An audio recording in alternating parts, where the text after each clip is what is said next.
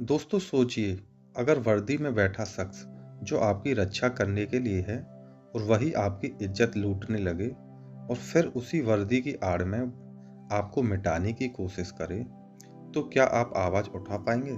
दोस्तों, आज की सच्ची घटना एक ऐसी बहादुर महिला कांस्टेबल की है जिसने एक दरिंदे दरोगा के खिलाफ सच बोलने की हिम्मत दिखाई और पूरा थाना हिला दिया। दोस्तों, आज की सच्ची घटना बिहार राज्य के जमुई जिले से फरवरी 2024 की है। दोस्तों, एक महिला सिपाही जिसका नाम रीना है। रीना की एज लगभग 22 साल, गोरा रंग और चेहरे पर एक अलग ही तेज है। दोस्तों, रीना एक दिन अपने कमरे में बैठी थी अकेली, डरी हुई लेकिन मजबूत। तभी उसके मोबाइल पर एक मैसेज आया। मैसेज में लिखा था, अभी वहां आओ जहां आने के लिए कहा है। दोस्तों, मैसेज को देखकर वह महिला सिपाही एकदम सन्न रह गई। उसकी समझ में नहीं आ रहा था कि अब वो क्या करे। उसको ऐसा लगा जैसे उसके अंदर कुछ टूट रहा था। लेकिन दोस्तों, एक सच ऐसा था जिसे वह और दबा नहीं पा रही थी। दोस्तों, मैसेज करने वाला कोई और नहीं, वह था जमुई यातायात थाना में तैनात एक दरोगा धीरज कुमार सुमन। लोग उसे कर्तव्यनिष्ठ कहते थे। लोग बोलते थे कि दरोगा जी बहुत ही अच्छे इंसान और बहुत ईमानदार हैं। लेकिन दोस्तों, उसकी असली छवि इस वर्दी के पीछे छिपी थी। दोस्तों, जब भी कोई नई महिला सिपाही उसके थाने में आती थी, तो शुरुआती दिनों में वह हर नई महिला सिपाही पर खास ध्यान देता था। बोलता था कि अगर कोई भी कैसी भी आपको परेशानी ड्यूटी करते समय आए, तो बोलने में झिझक मत करना, मुझे तुरंत बता देना। और दोस्तों, ये बात वो हर उस महिला सिपाही को बोलता था जो उसके थाने में ट्रांसफर होकर या नई भर्ती होकर आती थी।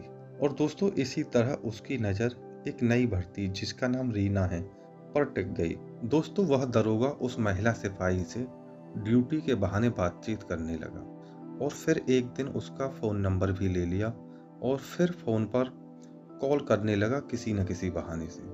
और फिर जब वो ज़्यादा कॉल करने लगा तो महिला सिपाही ने बात करने से मना कर दिया। जब महिला सिपाही ने बात करने से मना किया तो उस दरोगा ने कहा कि मैं तुमसे प्यार करता हूँ और मैं तुमसे शादी करना चाहता हूँ। दोस्तों, यही था उसका असली हथियार जिसे वो हर लड़की पर चलाता था। दोस्तों, शुरुआत में तो महिला सिपाही ने मना किया, लेकिन जब वो उसको बार बार रिक्वेस्ट और इमोशनली ब्लैकमेल करने लगा, तो फिर धीमे धीमे वह महिला सिपाही उसके झूठे प्यार के जाल में फंस गई। दोस्तों, मार्च 2024 की एक दोपहर वह महिला सिपाही अपने किराए के कमरे में थी। क्योंकि आज उसका छुट्टी का दिन था, इसलिए वह आराम कर रही थी। तभी अचानक उसके कमरे के दरवाजे पर दस्तक हुई। उसने दरवाजा खोला और देखा कि दरोगा धीरज आया है। वो दरोगा जी को देखकर चौंक गई और बोली, तुम यहाँ बिना बताए कैसे? वो बोला, कुछ नहीं, बस तुम्हें देखने का मन कर रहा था, सो चला आया। दोस्तों, फिर उस महिला सिपाही ने पूछा, क्या लोगे, चाय या ठंडा? तो दरोगा जी बोले, न चाय न ठंडा, कुछ और लूंगा। दोस्तों, उसके बाद वो दरोगा उस महिला सिपाही के साथ जबरदस्ती करने लगा। उस महिला सिपाही ने लाख मना किया, वो रोई चिल्लाई, लेकिन दरोगा ने उसकी एक नहीं सुनी और बोला, तुम टेंशन मत लो, हम शादी कर लेंगे। दोस्तों, फिर वो महिला सिपाही भी दरोगा जी की बातों में आ जाती है और फिर वो कुछ ऐसा कृत्य करते हैं कि जिसको शादी से पहले नहीं करनी चाहिए था। दोस्तों, इसके बाद हर कुछ दिनों में वह दरोगा उस महिला सिपाही के साथ कभी उसके कमरे पर, कभी थाना परिसर में, कभी ड्यूटी के नाम पर उसे बुलाकर उसका शोषण करता रहा। और जब वो मना करती तो हर बार वही झूठ, बस थोड़ा सब्र करो, हम शादी कर लेंगे। दोस्तों, अगर आप सच्ची घटनाओं पर आधारित ऐसी वीडियो देखना पसंद करते हो तो इस वीडियो को लाइक करें और चैनल को सब्सक्राइब करें, क्योंकि ये सच्ची घटना अभी और खतरनाक मोड़ लेने वाली है। दोस्तों, यही सिलसिला चलते चलते कई महीने बीत गए। एक दिन लड़की ने महसूस किया कि वो प्रेग्नेंट है। वह घबरा गई और रोने लगी। और जब उसने ये बात धीरज को बताई तो उसने कहा, तुम परेशान क्यों हो रही हो? मैं तुमसे शादी करूंगा, लेकिन थोड़ा टाइम तो दो। अभी तुम एक काम करो, मैं तुम्हें कुछ दवा लेकर आता हूँ, वो खा लो और इस बच्चे को गिरा दो। लेकिन दोस्तों, ये सब करने से लड़की ने मना कर दिया, क्योंकि उसने दरोगा धीरज से सच्चा प्यार किया था। वो कोई हवस की भोगी नहीं थी। लेकिन दरोगा जी के अंदर तो कुछ और ही चल रहा था। और फिर धीरज ने दबाव डालकर, बहला फुसलाकर जबरदस्ती दवा खिलाकर उसका गर्भपात करवा दिया। दोस्तों, जो आने वाली जिंदगी उस महिला सिपाही ने महसूस की थी, वो कुछ गोलियों में खत्म हो गई।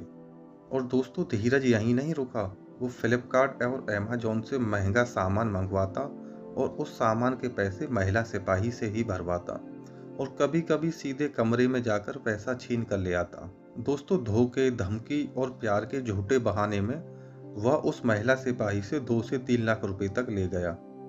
रीना टूट चुकी थी, लेकिन दोस्तों अभी सबसे बड़ा तूफान तो आना बाकी था। 16 दिसंबर 2024 को रात 8 बजे धीरज ने उसे फिर बुलाया, लेकिन इस बार उस महिला सिपाही ने वो सब करने से साफ इनकार कर दिया। उसने कहा कि अब हमारे बीच जो भी कुछ होगा शादी के बाद ही होगा। लेकिन दोस्तों, धीरज ने जबरदस्ती की और जब वह महिला सिपाही जोर से रोने लगी तो उस दरोगा ने उसे मारा, पीटा, धक्का दिया और कहा, जा भाग जा यहाँ से, नहीं तो तेरी जिंदगी खत्म कर दूंगा। लेकिन दोस्तों, उस रात वह भागी नहीं, बल्कि टूटती हुई अपने कमरे तक पहुंची और पहली बार उसे महसूस हुआ कि अगर वह चुप रही तो यह सब कभी खत्म नहीं होगा। अपने कमरे पर जाकर वह पूरी रात रोती रही और उसने वर्दी उतारकर फेंक दी। लेकिन फिर उसने सोचा, अगर मैं नहीं बोलूंगी तो कौन बोलेगा। और अगले ही दिन उसने महिला थाने का दरवाजा खटखटाया और वहां उसने पूरा सच लिखा। सिर्फ एक नहीं, शादी का झांसा देकर शोषण, जबरन गर्भपात, मारपीट, धमकी, ठगी, सब कुछ।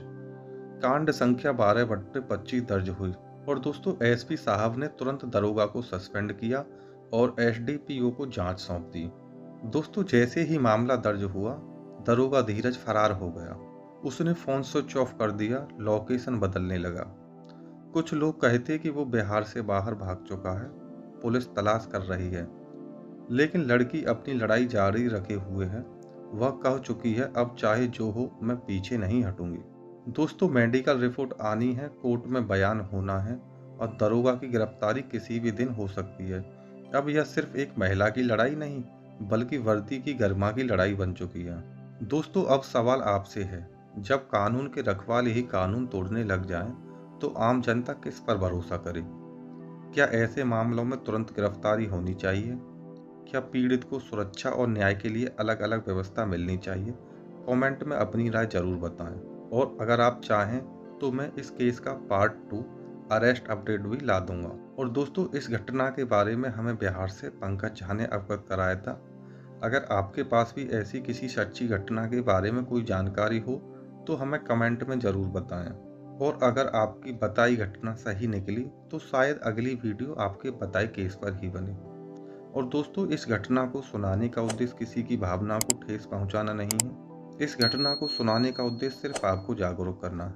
दोस्तों, इस चैनल पर जितनी भी वीडियो मिलेंगी सभी सच्ची घटनाओं पर आधारित मिलेंगी। अगर आप इस तरह की और भी वीडियो देखना चाहते हो तो चैनल को सब्सक्राइब करके बेल आइकन को दबा लेना, जिससे कि आपको आने वाली हर एक वीडियो का नोटिफिकेशन मिलता रहे।